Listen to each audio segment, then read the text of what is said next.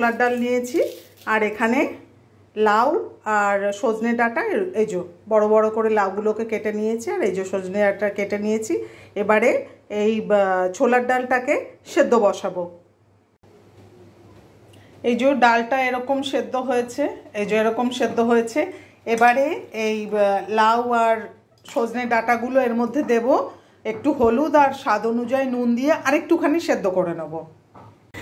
এবার কড়াইয়ে তেল গরম করলাম, শুকনো লঙ্কা দিলাম, গোটা জিরে, পাঁচফোড়ন দিলাম, একটু ভেজে নেব। এবারে গ্রেট করে রাখা আদা আর কাঁচা লঙ্কা দিলাম।